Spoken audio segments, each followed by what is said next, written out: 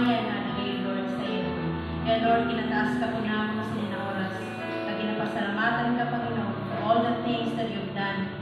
Sa bagay pa, Panginoon, na Panginoon sa aming buhay. In our hearts and our minds today, Panginoon, tuligi po na maging worthy kami sa iyong matubangan, maging worthy po kami sa iyong word na nananda. I pray, Panginoon, na namang buhay, ada, Panginoon, ang kalipay, ada po, Lord, ang puso, Panginoon,